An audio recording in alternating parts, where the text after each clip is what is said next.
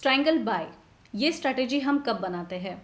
तो जैसे हमने स्ट्रैडल बाय किया था और हमारा व्यू था कि मार्केट जो है वो किसी भी एक डायरेक्शन में बड़ी मूवमेंट कर सकता है, सेम उसी व्यू को लेकर हम स्ट्रैंगल बाय ये स्ट्रैटेजी बनाते हैं। लेकिन इन दोनों में सिर्फ डिफरेंस इतना है कि जब हम स्ट्रैडल बाय करते हैं तो हम एट द मनी कॉल और पुट को बाय करते हैं, और जब हम स्ट्रैंगल बाय करते हैं तो हम out of the money call और पुट को बाय करते हैं। तो ऐसा हम क्यों करते हैं, इसकी वजह हो सकती है कि सपोज अगर हम स्ट्रैडल बाय करते हैं और उसमें प्रीमियम्स हाई है, अगर एट द मनी के ऑप्शंस के प्रीमियम्स बहुत हाई है तो एज अ बायर हमें हाई प्रीमियम्स जो है वो नहीं देने हैं, क्योंकि जितना लो प्रीमियम रहेगा उतना ज़्यादा हमारा प्रॉफिट रहेगा। जितने कम अमाउंट में हम किसी चीज़ को बाय करेंगे और ज़्यादा अमाउंट में सेल करेंगे तो उतना ज़्यादा हमारा प्रॉफिट रहेगा। तो अब हम देखते हैं कि स्ट्रैंगल बाय ये स्ट्रैटेजी बनती कैसे है और ये कैसे वर्क करती है। तो हम ये स्ट्रैटेजी बैंक निफ्टी में बनाकर देखेंगे। बैंक निफ्टी में जैसे कि ये स्ट्रैटेजी ऑप्शंस की स्ट्रैटेजी है, तो ऑप्शंस हमने सिलेक्ट कर लिए, हमने एक्सपायरी सिलेक्ट कर ली है, और यहाँ पर स्ट्रैंगल, जैसे कि मैंने कहा कि ये स्ट्रैटेजी आपको रेडीमेड बनाकर मिल जाएगी, लेकिन हम इसे बाइफर्केट करेंगे और सिंपल लैंग्वेज में समझेंगे, ताकि आप अगर इसे मैन्युअली करना चाहें तो आप इसे मैन्युअली भी कर सकते हैं।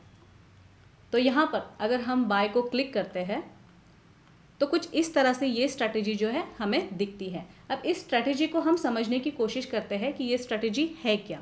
तो सबसे पहले तो हमने एक सेम एक्सपायरी के, ये स्ट्रैटेजी सेम एक्सपायरी के कॉल और पुट को लेकर बनती है, और out of the money call और out of the money put को मिलाकर बनती है। तो जहाँ पर अभी मार्केट चल रहा है उससे दूर का पुट और उससे दूर का कॉल हम जो है बाय करते हैं।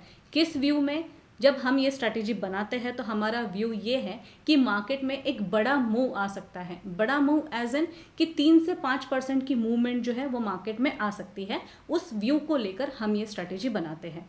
या फिर जब एक्सपायरी है और एक्सपायरी के दिन जब प्रीमियम बहुत ही ज़्यादा लो होते हैं, जैसे 5 रुपीज़, 7 रुपीज़, 10 रुपीज़, तो उस केस में भी हम ये स्ट्रैटेजी बनाकर चल सकते हैं कि अगर हम 10 रुपीज़ के प्रीमियम्स दे रहे हैं और मार्केट मूव करता है तो ये 10 रुपीज़ की जो प्रीमियम्स है वो 60, 70, 80, 100 रुपीज़ तक भी जा सकते हैं एक मूवमेंट के साथ। तो उस केस में हम ये स्ट्रैटेजी जो है स्ट्रैंगल बाय ये स्ट्रैटेजी बना सकते हैं। अब ये स्ट्रैटेजी हमने देखा कि ये सेम एक्सपायरी की बनेगी, और ये 43,500 का पुट और 44,500 का कॉल, इसको मिला के बनी है।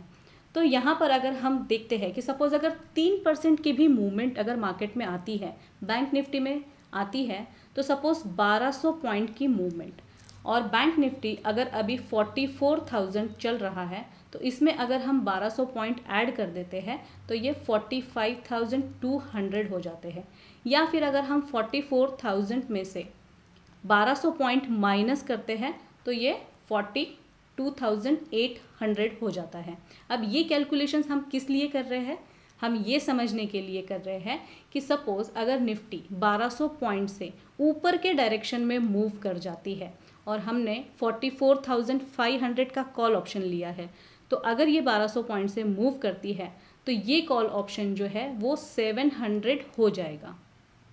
ये जो डिफरेंस है यहाँ पर जो हमने कैलकुलेट किया है कि यहाँ पर 45,200 मतलब 700 पॉइंट और यहाँ पर 700 पॉइंट, तो इसके हिसाब से ये जो कॉल है अगर ऊपर के डायरेक्शन में निफ्टी बैंक निफ्टी मूव करता है, अगर ऊपर के डायरेक्शन में बैंक निफ्टी मूव करता है 1200 पॉइंट से, तो ये जो कॉल है ये 700 रुपीज़ हो जाएगा।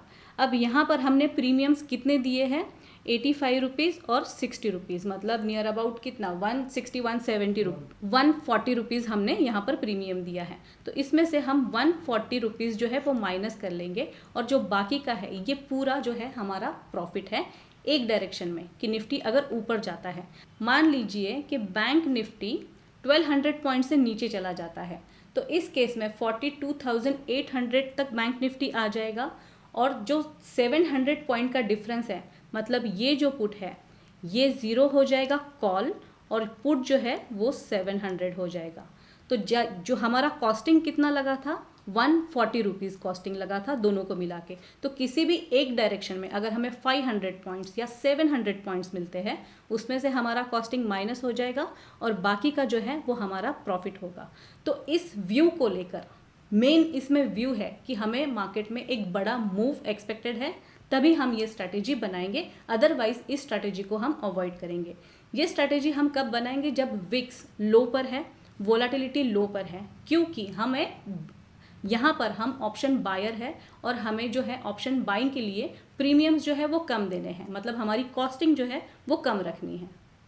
तो जैसे कि हमने कैलकुलेशंस देखे कि अगर 1200 पॉइंट मतलब 3% से अगर बैंक निफ्टी प्लस या माइनस होती है तो हम जस्ट एक नॉर्मल कैलकुलेशंस करके देखा है। अब हम इसका पे ऑफ चार्ट भी चेक कर लेते हैं कि इसका पे ऑफ चार्ट कैसे वर्क करता है। तो यहाँ पर आप देख सकते हैं कि अगर ऊपर के डायरेक्शन में बैंक निफ्टी सपोज 45,000, 45,200, 300 अगर जाता है तो इस केस में 20,000 रुपीज़, 25,000 रुपीज़, अगर बैंक निफ्टी 46,000 तक चला जाता है तो इस केस में 34,000 रुपीज़ इतना प्रॉफिट हो सकता है। अगर बैंक निफ्टी ऊपर नहीं जाता, नीचे के डायरेक्शन में मूव करने लगता है तो इस डायरेक्शन भी जितना मूव करेगा उतना ज़्यादा जो है हमें प्रॉफिट होने लगेगा। अब यहाँ पर आप देख सकते हैं कि 42,000 अगर बैंक निफ्टी जाता है तो इस केस में 33,000 का प्रॉफिट होता है।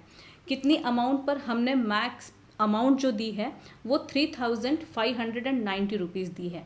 मतलब अगर आपके व्यू के हिसाब से मार्केट चल जाता है तो 3,000, 5,000 रुपीज़ में भी आप 20,000, 25,000 का प्रॉफिट जो है वो अर्न कर सकते हैं। तो आई होप ये स्ट्रैटेजी आपको काफ़ी अच्छे से समझ में आई होगी और इसे कब डिप्लॉय करना है ये भी आपको काफ़ी अच्छे से समझ में आया होगा।